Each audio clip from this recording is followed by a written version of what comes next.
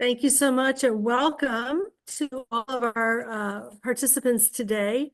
This is the third webinar of our Brown at 70 series. Has desegregation worked?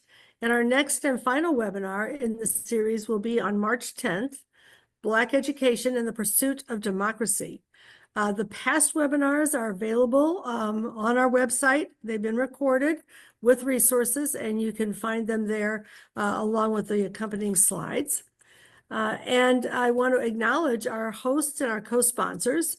This series is hosted by the Learning Policy Institute with the Spencer Foundation, and it is co-sponsored with the California Association of African American Superintendents and Administrators, as well as the National Coalition on Education Equity. And we thank them for their partnership throughout this whole process of both developing the initial papers, presenting them at conferences around the country, and at this point, moving them towards a book that has just become available.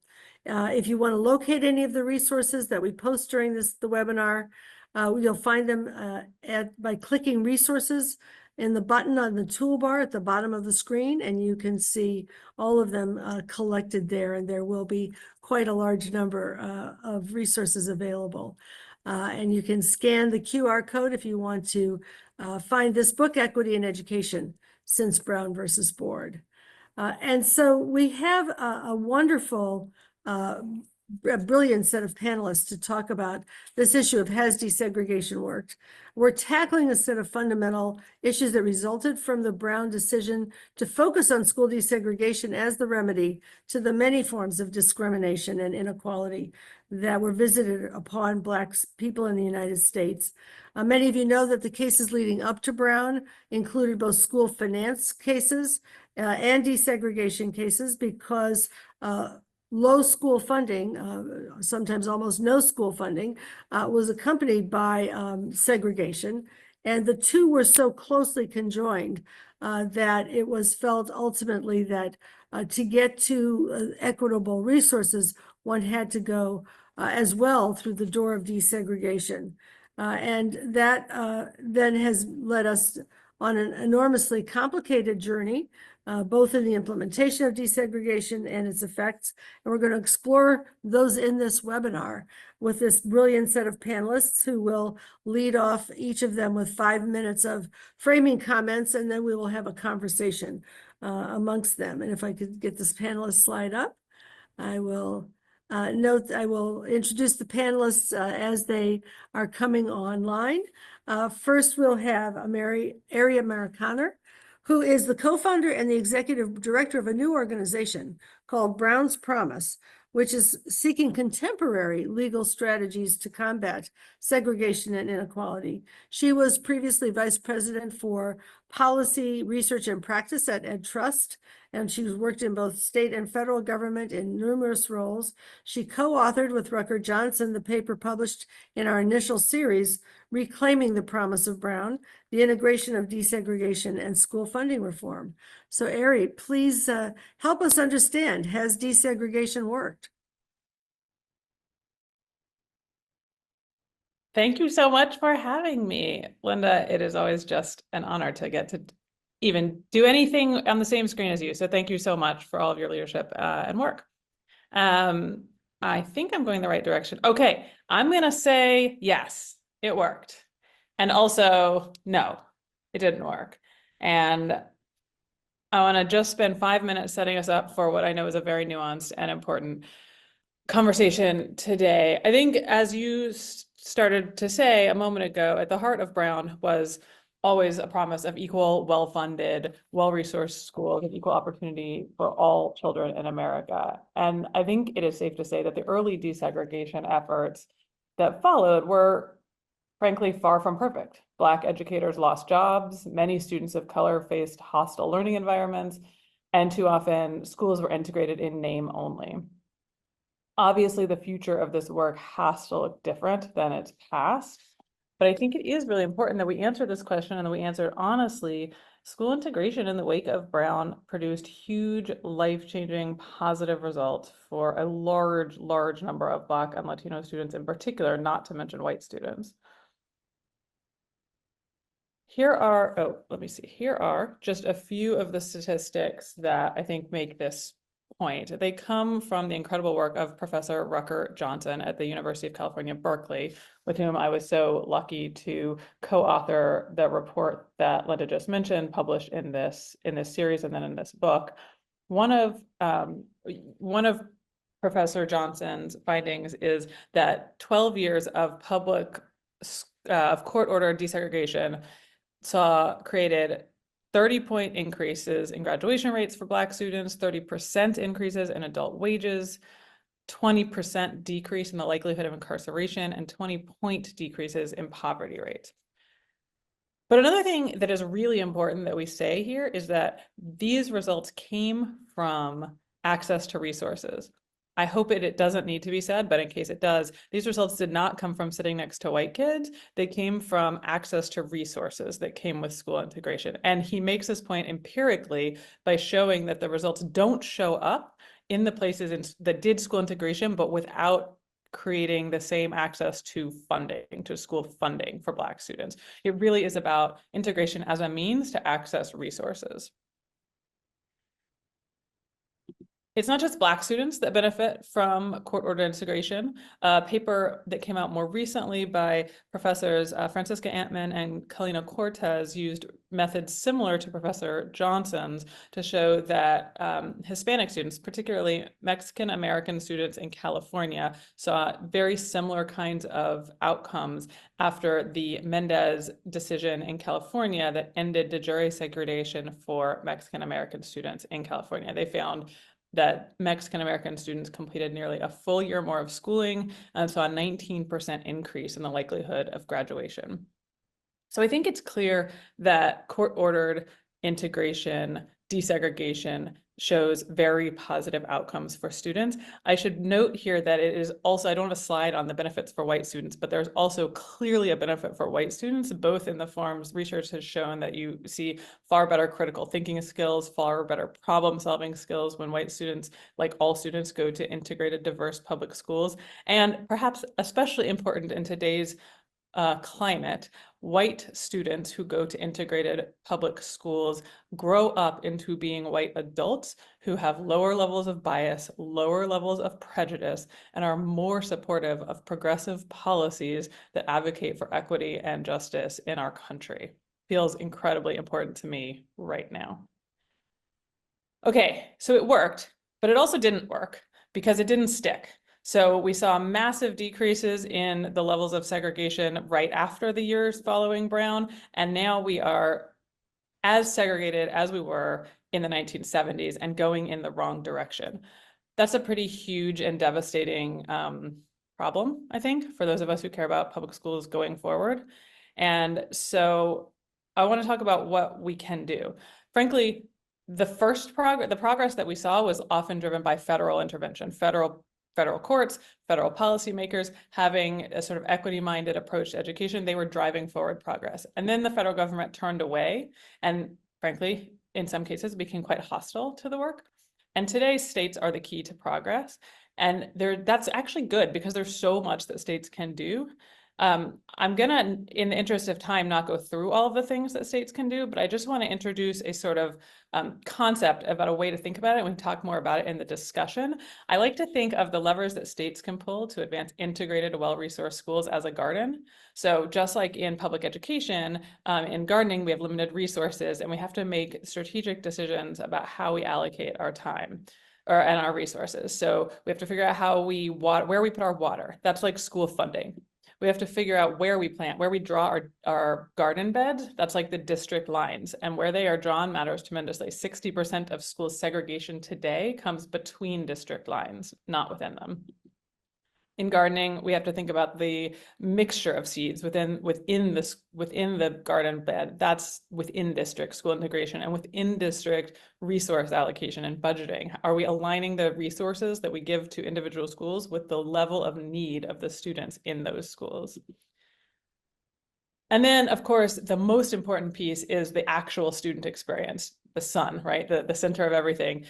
school integration was often not a very pleasant experience for many people, but particularly for students of color. And we have to make sure that we don't recreate the mistakes of the past. We have to make sure the point of school integration is to make lives better for kids, not to just achieve numeric diversity. So we have to think about every time we do school integration work, how do we make sure that we're creating a positive environment for kids? And that's about teacher diversity, and that's about access to rigorous coursework and not resegregating within a school. And that's about real, true community engagement all along the way. And then the last piece, which is the sort of least sexy piece, is the policy ecosystem, the soil in our garden. How do we make sure that system leaders are incentivized and required to continuously improve in our quest for schools that are integrated and fairly resourced? Because there's no silver bullet, and as research evolves and as political preferences change, we know that like our particular solution of the day, magnet schools or whatever they are, will not be the right thing going forward or the only thing going forward.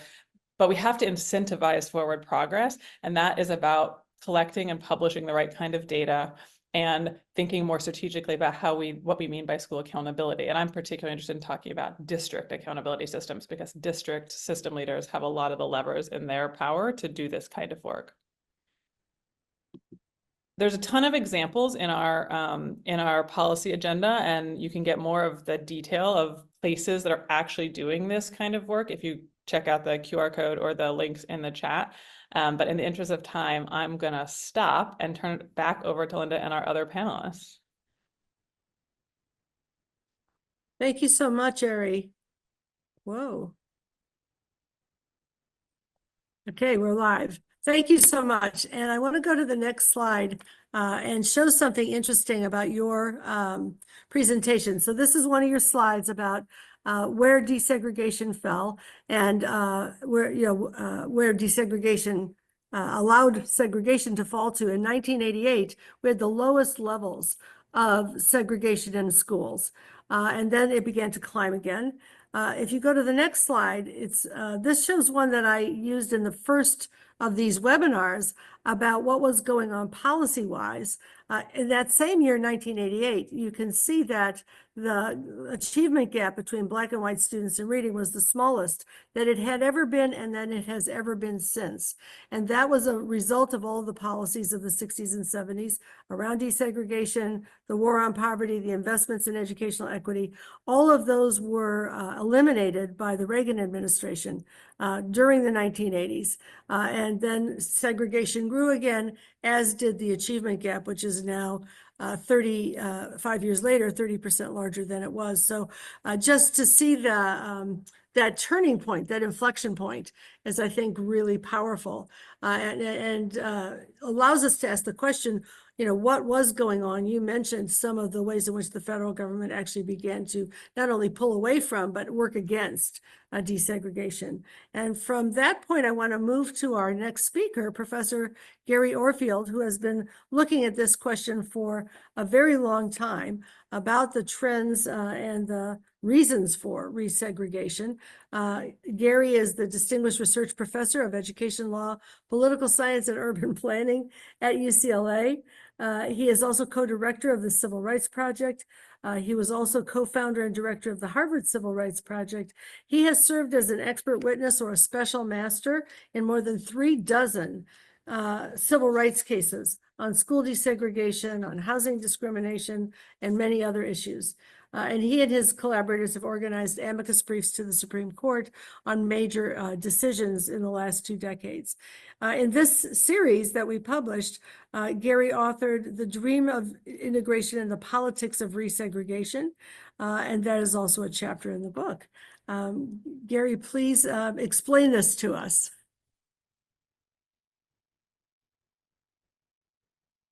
I see Gary. Can you, Gary, you look frozen.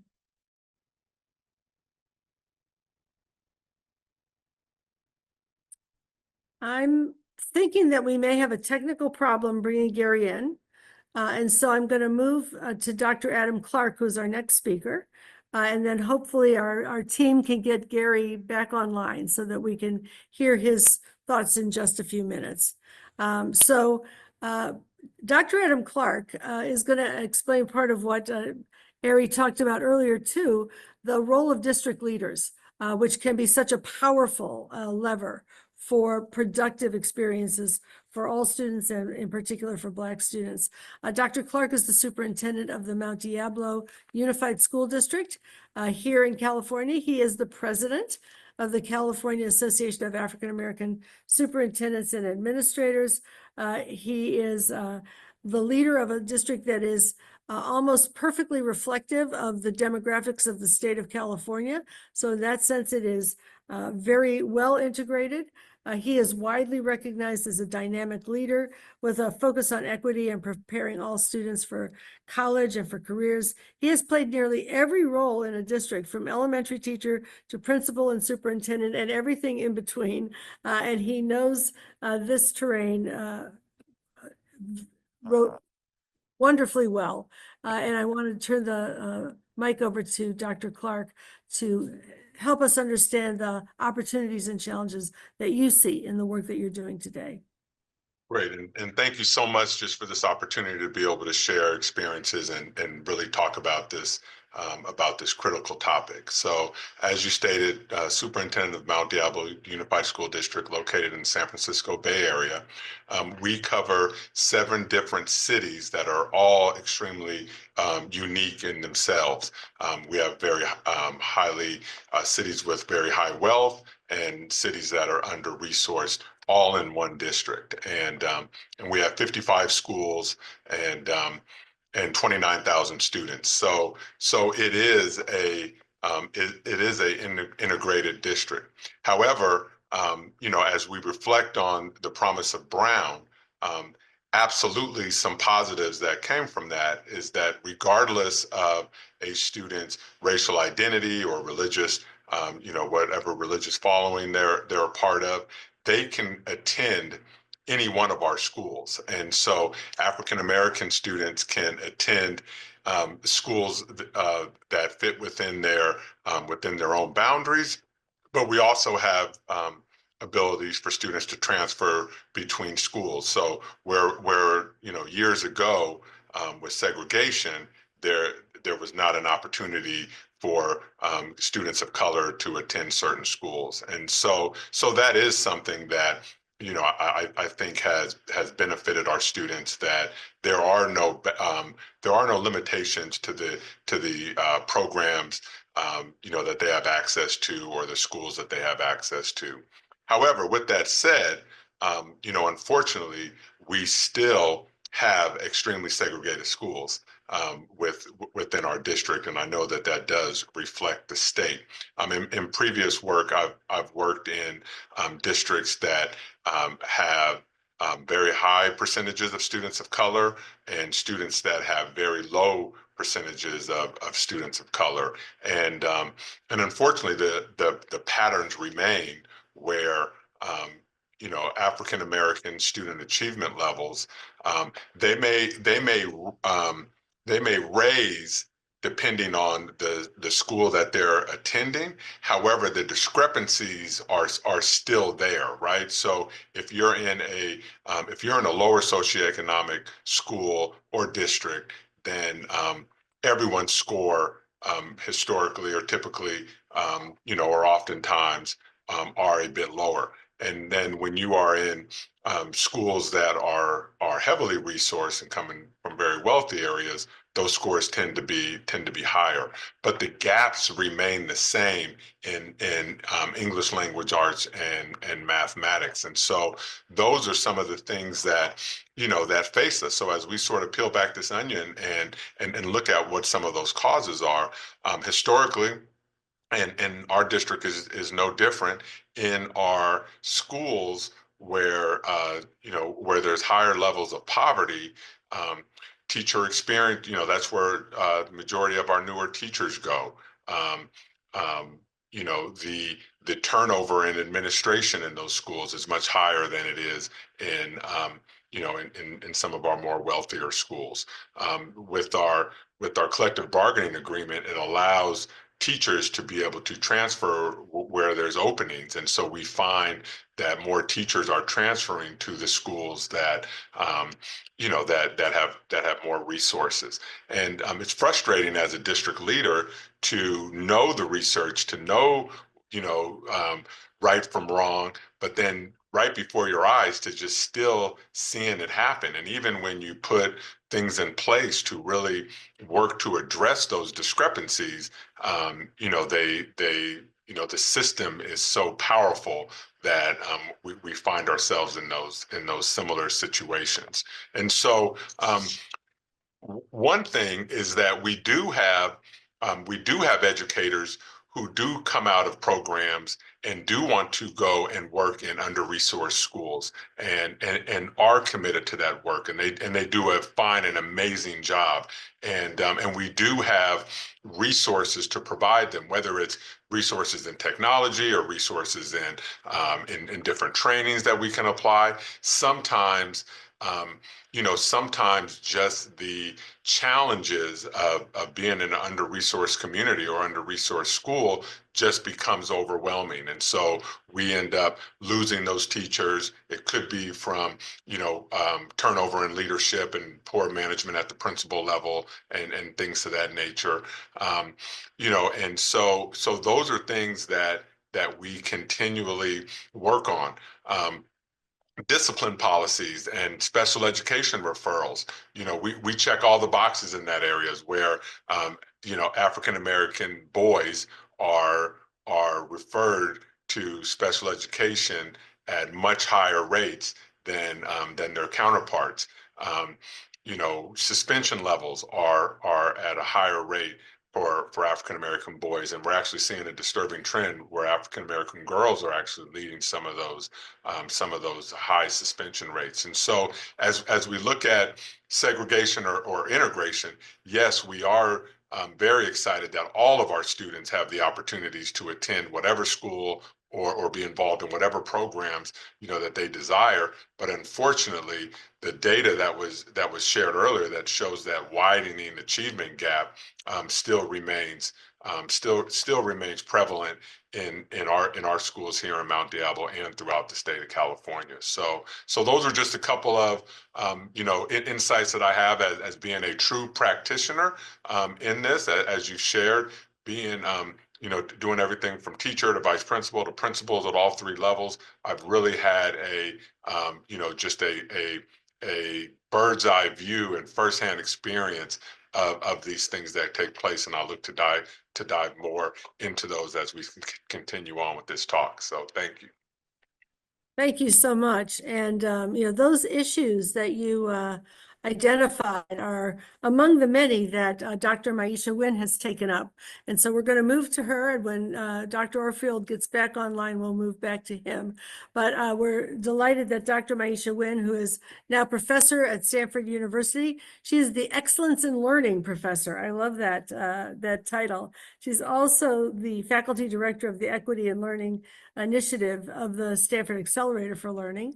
And she is the principal investigator for the Futuring for Equity Lab. She really works on questions of what the future may be, as well as drawing on the lessons of the past, examining how non-dominant youth and communities have developed literacy trajectories across a range of settings within and outside of formal schooling, and how communities viewed as under-resourced create resources and powerful futures. She's also known for her work on restorative practices and restorative justice, which are a response to the exclusionary discipline that was mentioned and that many of you in the audience have asked us to talk about in this webinar.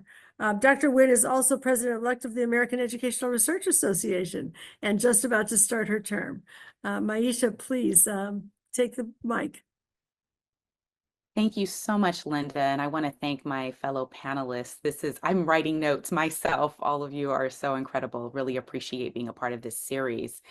My remarks today really serve as a bridge between this session, Has Desegregation Worked, and the next session, which is Black Education and the Pursuit of Democracy, taking place on March 10th. I am keenly interested in how non-dominant communities responded when they did not see or experience tangible changes to their lives post-Brown and post-Civil Rights Act. I want to share a story that I frame as a journey from reacting to reimagining. In the mid-1960s, the United States experienced the emergence of independent Black institutions, or IBIs, spurred by the Black Power and Black arts movements, typically situated between 1965 and 1975, although people will debate those dates. Poets, parents, educators, and organizers established P through 12 schools when public schools failed their children. They created food co-ops and healthy eateries when their neighborhoods became food deserts. And they launched typesetting companies to publish their own books, newspapers, journals, and other print material when their images, their ideas, their art, their perspectives were not being represented in mainstream media. According to co-founder of the Institute of Positive Education, an IBI established in 1969 in Chicago, Illinois, Carol Lee, who's professor emerita at Northwestern and also the current president of the National Academy of Education, asserted that these dreamers and doers decided, and I'm quoting her here, that rather than to simply complain and react, to take a proactive stance, defining within a community context the possibilities and gifts that Black children offer the world, and creating institutions that manifest these ideals. I have argued that the contributions of IBIs and thus Black institution builders to education and equity, as well as their ability to engage in future-oriented visioning across numerous domains, have been overlooked in the field of education. I will note that historian Russell Rickford's beautiful book, We Are an African People, carries a lot of this weight and this work, and Elizabeth Todd Breland, Worth Camille Hayes have examined the tensions and challenges that these Black institution builders faced. In my forthcoming book, Futuring Black Lives, Independent Black Institutions, and the Literary Imagination, I argue that IBIs left us maps of the future of Black education and the literary artifacts that they left behind, including self-published books, newspapers, journals, curricular guides, and other print materials. I also just want to make note that I'm the daughter of Black institution builders. My parents had an African-centered community school in Sacramento called Shule Jimamose, and I inherited an archive of materials that I call the Shule Jimamose Archive with newspapers, print material from Black institutions throughout the country. Black institution builders' efforts to reclaim the education of Black children should be part and parcel of our conversations about Brown and our enduring struggle to both create and sustain these self-determined, thriving futures for next generations.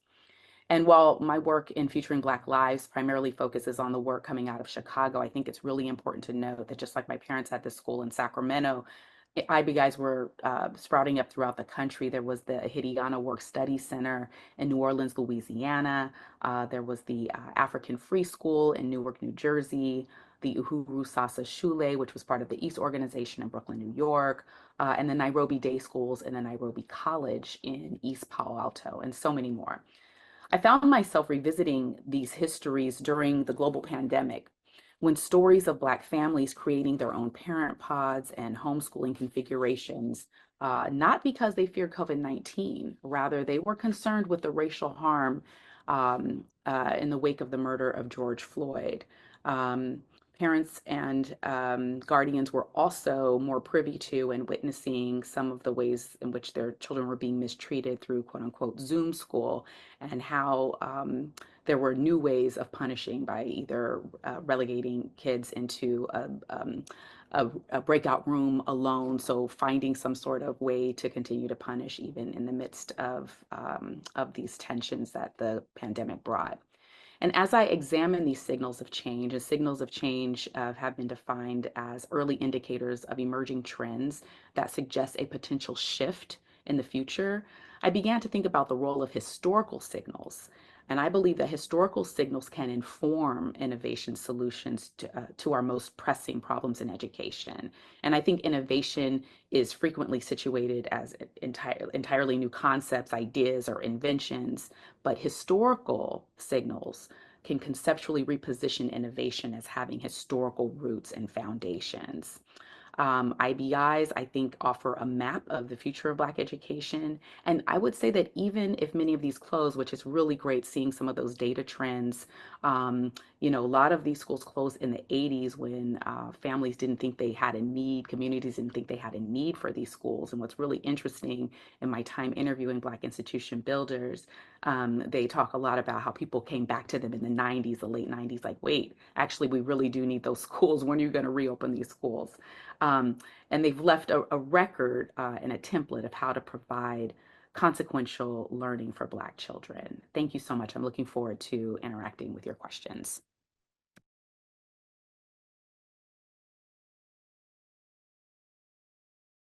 Thank you. I'm trying to get back on video, but it's not responding to me. I might need help from the organizers to let my video come back on. There we go. So many powerful ideas. We're still trying to get Gary Orfield back online, but I think part of the point that you made, Maisha, was that there are a variety of ways to get to empowering and equitable education. And desegregation is not the only one of those, and there are pathways that we have to be exploring in many different contexts for education of students. To be the kind of empowering education we want it to be. There are a lot of follow-up questions from the participants here, and so I do want to get to some of those. And one from Heather in the chat just a few minutes ago was, why and how are some schools under-resourced compared to other schools? Because that point has come up. And the sort of in a nutshell, we have a very inequitable set of school funding systems in this country.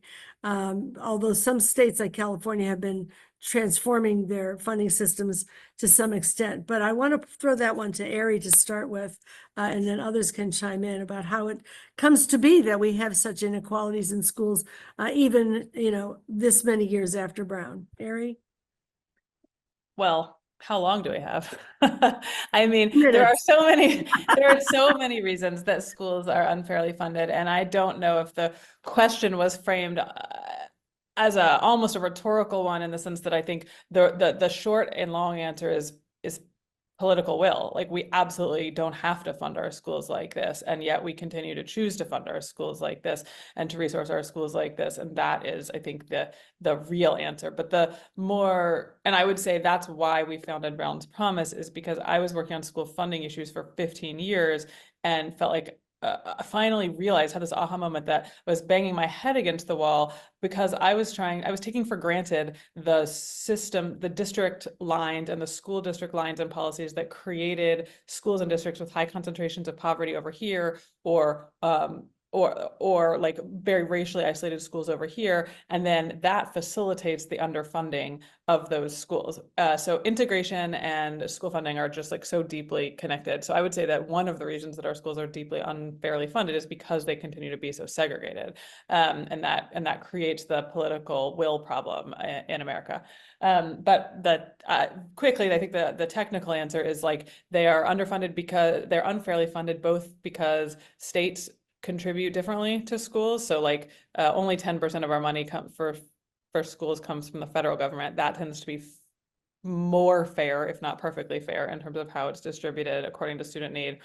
But state and local funding is most of our funding, and roughly half of that is from states and half is from locals. We all know at this point, I think, that property taxes create most of the local funding for public schools. And that means that, very simply, the school district that you're born into and their property wealth determines how much money is available for your schools. And that is wildly unfair in many cases. States like California have been working really hard and valiantly to try to overcome those inequities, and they're making good progress. And we should recognize that we are making progress. The school funding is not as unfair as it was once in our country, and that matters for kids, and we should keep trying to move that needle forward. I would say, for those of you who are really interested in that, one piece that often gets overlooked, though, is the within school district funding inequities that happen between individual schools.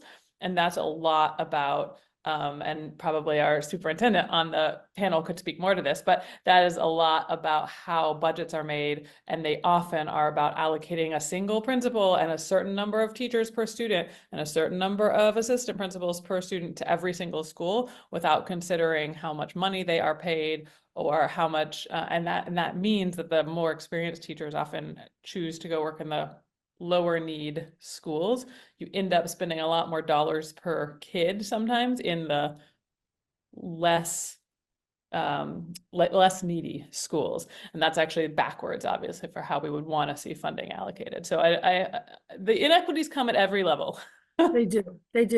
And I don't know, Adam, did you want to add on to this? Yeah, I just wanted to just build off what was said, because there was also a question in the chat about paying teachers more who work in schools where the need is greater, and unfortunately many of our policies are sort of this one size fits all system that we apply to. And so although I can't have two principals at a school that that has more needs. I can't put performance incentives for the educators who work there just because of our system and our rules and our agreements and things of that nature. And then the schools do receive extra funding. However, that is some of the most restrictive funds that a district has access to. And oftentimes, I mean, just the way we hire, when we hire someone, we have to hire someone for the entire year and then go through the March 15th layoff process if that money isn't ongoing. And so it's not as simple as actually how we fund and work through our schools is equality and not equity, right? And so with this one size fits all approach, you oftentimes you rely on your community to sort of fill the gaps. And so in communities where they have more resources, they will fill the gaps that the district does not provide. So they may provide enrichment classes, or they may provide docents at those campuses, or they may provide extra supplies and things like that. And then in the lower economic areas where they do receive additional funds from the state or from the feds, again, that money is restrictive and can only be used on certain things. And then lastly on this point is that there's a particular mindset that also comes with those schools. There is when we call a school a Title I school, and that means they're receiving, the majority of their students are eligible for Title I funds. I feel, and I try to change that language, I feel that already that we're looking at that school with a deficit, with a fixed mindset, with the deficit lens, instead of just a school, right? And so already, just by our labeling, we're sort of just like highlighting the inequities that are taking place, and then it plays itself out in the performance and in the experience. So again, the one size fits all approach is very difficult to overcome some of these challenges. Yeah, there are only 12 states in the country that actually pay at least 5% more in districts that serve high poverty students as compared to those that are low poverty districts. And the other 38 are either equal but not equitable, or are actually regressive and put more money into schools explicitly that serve wealthier students. And then you've got all these other factors, plus the fact that the United States has much greater levels of student need than most industrialized countries. We have the highest poverty rates for children of any place in the industrialized world, highest rates of homelessness, food insecurity, healthcare inability to access healthcare, because we don't have those social safety nets in place that most countries do have in place for students. So all of those things, get compounded with the factors that have been outlined here. The other piece that, is so challenging. So desegregation didn't equalize funding, although it did help in some respects, but it didn't take care of all of those problems. And then we have the problem of the nature of the climate inside the school. And many of our folks who've written in questions have asked about how we get to positive, inclusive climates for Black students. Actually, Sean Darling-Hammond just published an article called Any Way You Slice It, and shows that for every way that you could look at disciplinary exclusion, Black students are by far the most likely to be excluded, followed by students with disabilities. And of course, there's the intersection of Black students identified with disabilities who, are often the most likely to be excluded from school. So how do we build those kinds of climates within desegregated settings? Maisha, I want you to kick us off on that because you've done so much work in that area. Yeah, thank you so much, Linda. First, I would love to build this sort of historical bridge in thinking about, I was talking to a scholar, Zenzele Riddick. She's a graduate student at the Harvard Graduate School of Education who's also doing historical work on IBIs. She's discovered an IBI that was in Boston, Massachusetts, and has been uncovering a lot of artifacts. And a conversation that Zenzele and I had was that what we call discipline in our schools now is not how these IBIs thought about discipline. And so I just want to lift up that something that sort of sent me to these archives was revisiting even the notion of discipline and how in these independent Black institutions, the language was always around, the discourse was always around self-discipline. How do you support a young person in developing their own sense of self-discipline in terms of the way that they approach their work, the way that they carry themselves, the way that they take care of themselves, their food intake, like all parts of their wholeness and wellness. And that's a really, really different approach than thinking about discipline as something that somebody else enacts on another body. I would say that, first of all, I was going to talk about Sean's work, so I'm glad that you brought it up.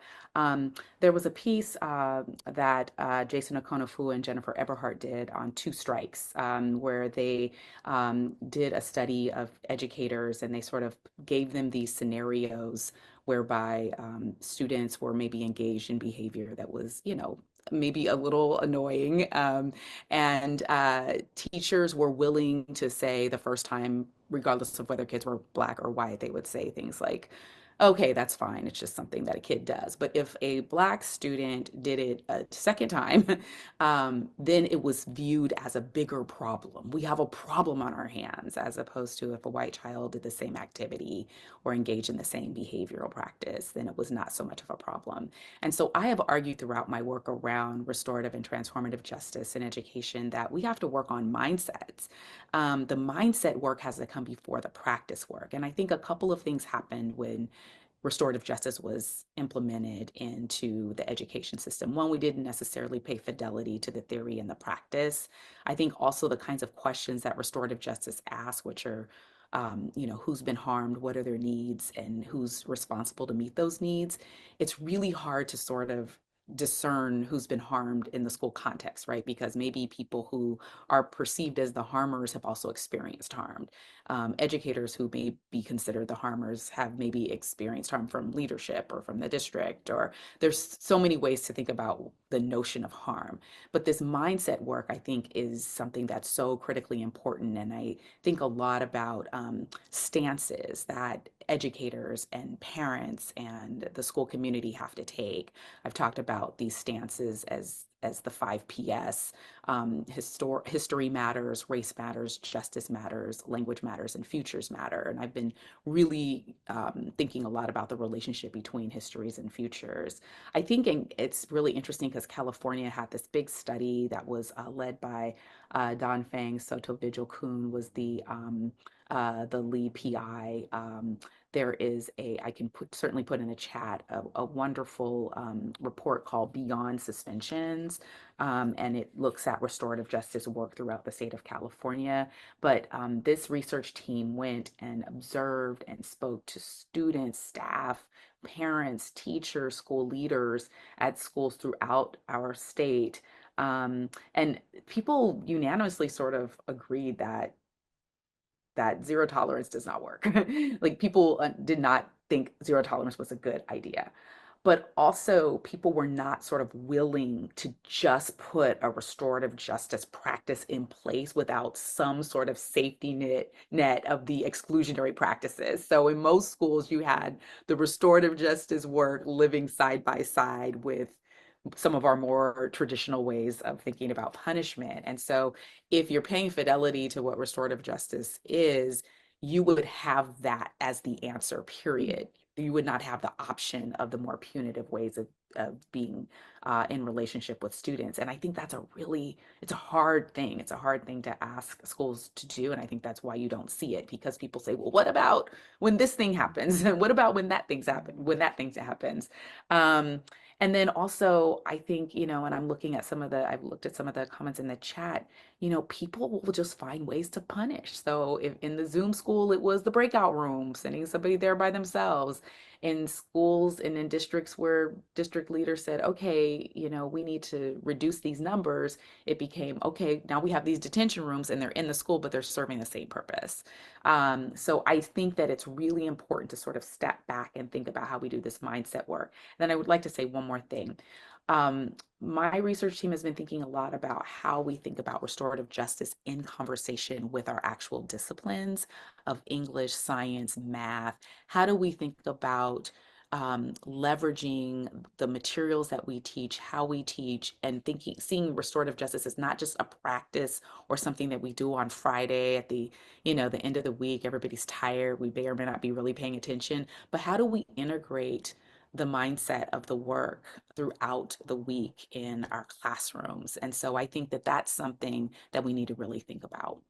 Yeah, and I think for that to happen, particularly in high schools and sometimes in middle schools, getting to the kind of structures that allow for relational practices, advisory systems where you're with an advisor, every day, and you can do community meetings, and you can have some of the relational elements where parents have someone to call who is paying attention to their child, where there is the opportunity to be well known for every student, is kind of part of the foundation that is often hard to build in a factory model school. So that's the other piece. So quite often, people are in big schools where they see another teacher every 45 minutes and they don't have any place where there's someone who is responsible for them and to enable them to be well known. One of the things that you mentioned, Jason Akunafu's work, he did a wonderful study of teachers who were given empathy training. And there was a way by which they were asked to think about relationships with students and how challenging events can be greeted with relational practices to understand what's going on, rather than, zero tolerance or knee-jerk suspensions. And they saw suspension rates going down by virtue of having these ways of thinking about the mindset, of helping people, recalibrate the mindset. But if we don't get to those relational structures and opportunities, it's very hard as well then to get to the mindset. Before we leave this topic, I want to just see if Dr. Clark wanted to add anything on I it. did, absolutely, because because Dr. Wynn just like everything she said, I'm just sitting on every word because it's so true. Doing training with teachers on implicit bias, like those are when all things that we've done here in our district. Implicit bias, restorative practices. Restorative practices are so important. However, they get a negative they get a negative reputation because people will say, oh, well, this kid can do whatever he wants and just go to the office and just say he's sorry, or sitting some kumbaya thing. So it turns into this political conversation. Social emotional learning, like that's what we're talking about. Trauma informed practices, like all of these things are proven to to support students and would really help with a lot of the challenges that we have. But with this mindset of punitive practices, even and we're just talking discipline. When it goes to the instructional piece, what happens when you have an African American student, a Latino student who's not performing or who's not coming to school? Like in some schools, there will be a whole meeting that takes place. What's going on with this student, and the outrage is clear and open. But with so many kids, it's just like, oh well, they're doing the best they can, or there's excuses that's made. But it's all tied to mindset. So I'm so glad that you brought that up. But if we can shift that mindset and shift that thinking, the research and the practices are there. They are proven and they will work. But we in education just have to get out of our own way and get away from this, punitive mindset and really move to that growth mindset. Yeah. I want to go back to some questions that have come in through also the questions about school finance. There was a question about in those states that I mentioned, which fund districts that serve more high poverty students at higher levels than other districts and really usually have something like a weighted pupil formula. Do we see something about the achievement levels and the achievement gap? The answer is yes. You know, some of the first states that did that, Massachusetts and then later New Jersey, are now neck and neck, you know, in terms of achievement in the country, but also they dramatic changes in the achievement gap. And I know that our areas, one of the things that you're trying to work on is both sort of the funding side and the desegregation side together. What are you finding in the states that you are working in, you know, in communities about how people are receiving that kind of effort? Yeah, thanks. So I was really unsure. We started this with a little bit of a real open blank slate. We said, we have some ideas about what we think seems like it could be a good idea. But let's go, like, we're going to be willing to be told no, or told like, yes, but like very different version of what you're thinking. And so we've gone out, we've been working with community-based partners in Massachusetts, in Colorado, and in Georgia. So 3 very different states geographically, politically, demographically, kind of like every way you could cut it. These states are very different from one another. And within each of the states, we've identified communities where the school district is particularly negatively impacted. Well, not always negatively, let me say, is particularly impacted by the current patterns of segregation and unfair school funding. So imagine, like in Colorado, Pueblo City School District is literally carved out like a donut hole inside of Pueblo County School District. So it's a school district that sits as a circle inside of a larger school district. And the students in Pueblo City are twice as high poverty rates as the students in Pueblo County, and yet they're spending fewer dollars, or roughly the same dollars per student. And so we've been going, we just had a community engagement session with co-hosted with the NAACP in Pueblo City. And, you know, we're just asking people like, this is what we see. These are some ideas, some things that have been tried in other places to share resources across districts, or to allow students to enroll across district lines, but with a real, not just sort of open crazy choice, but with a real diversity and equity sort of frame and design. Here some districts have consolidated entirely to create countywide districts. Like, here are some different ideas. Here's some funding formula changes that we could think about that states like Texas have done to try to like shift money from wealthier districts to less wealthy districts. What's interesting? Are we seeing a pattern here that feels real in your experience? And we've gotten a lot of interest. A lot of people are interested in working on this with us. You know, the question we're asking people, frankly, is like, should we sue the state? And people like to talk about like whether we should sue the state, because, you know, they want to do something. They're tired of like talking about a problem.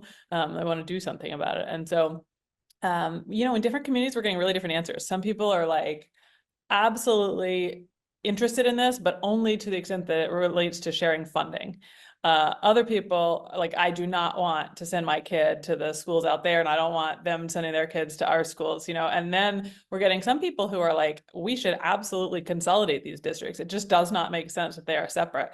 And then everything in between. But I will say the thing that is really been sticking with me in our most recent, we've been doing this for 1.5 years now, and I was really curious after the election, and then in particular after the inauguration, whether people's receptivity and interest in this would change and how it would change. And people have been, I thought people were going to say like, we can't possibly talk about this right now. It's a distraction from the core issues that we're facing as a country. And in fact, people are saying it's more important than ever. Like, we can't keep living like this, where we are tearing each other apart, and where we are living in these like deeply separate worlds. And this is the future. Like, this is the future we have to fight for. And this idea of how do we think about education as a larger community, as a region, regardless of which part of the district line, which side of the district lines we live on, is something that people are still saying they want to talk about. I am not saying it's easy, and every single conversation we have in every room, people have different disagreements about which version of a strategy they think is compelling, but people are really actually quite interested in talking about it and working with us on it. So it's encouraging, but certainly not easy. Thank you, Ari. I think you gave an answer to one of the questions I wanted to be sure we got in, and this will be our last question because we're almost at time. But many, many people have written in to ask questions about, like, what do we do in this time? How do we navigate the climate that we're in today, in this time of threats and crisis? And what are the strategic steps we can take? And you just named some, and I want to give Dr. Clark and Dr. Nguyen an opportunity also to add their thoughts about that. Dr. Clark, do you want to? No? Oh, I was give my- trying to be a my- gentleman. So Oh, yeah, so, okay. all right. Okay, we can both jump in. Well, I will just say that, I it's interesting thinking with people who do work in forecasting and futures work. They often talk about the future 10, 15, 20 years from now as a potential site of not necessarily neutrality, but a place where we can try to imagine. I think this is a time where we really get busy around imagination and around thinking about what it is that we want. We started this conversation, had a little chat about what it means to get organized and making sure that we have action plans. And I think that we have to now sort of think ahead. We need to think ahead the 10, the 15, the 20 years. Something that I feel like I've learned from these incredible people who were involved in starting their own schools in crises-like situations that mirror very much what we're dealing with now, who under very challenging political and social regimes were able to dream and imagine something really different. I think this is the time where we get busy thinking about what that can be and start organizing around that. Thank you, Dr. Clark. Yeah, and I just wanted to say, and just reading some of the questions in there. So again, schools and districts, and we're doing this, invest in our counseling department. Using companies such as Hatching Results to really get really clear counseling supports for our students. We're hiring more and more social workers, but I think most importantly is that we are doing some wonderful things in public education, and we need to tell our stories and share our successes and shine a positive light on the work that we're doing, because people show up each and every day motivated, under huge challenges, just in general, whether it's economics, whether it's the political climate, whether it's whatever is going on with individuals' mental health. And so we're facing that, but we are impacting lives in public education, and we need to highlight that more. And I think the more that we do that, then the more people who feel comfortable to come to the table, to sit down and to continue to think, how can we rethink this system that's been in place for well over 100 years, that is just that is just not meeting the needs of everybody. But again, having conversations such as this and having wonderful researchers and practitioners working together to solve these problems is definitely a good way to start addressing it. That's awesome. I'm going to leave us with the words of one of our participants in the chat, from Yvette Latunde, who notes that this is a multi-layered issue and we have to think about it that way. And I just want to close with that. I mean, it's a function of not just things like desegregation, but adequate and equitably distributed resources. It's mindset. It is the affirmation and the capacity for people to come together in an affirmative way. It's quality teaching and teacher education. It's relational structures that replace factory model schools, all of that, and a bag of chips. So we have a lot to do. This is, as I said, the third of our 4 webinars. I want to just remind you that the next webinar is coming up on March 10th. And it is around Black education and the pursuit of democracy. And we look forward to hearing from you and connecting more around the strategic efforts that need to be made at this moment in time. Thank you for being with us.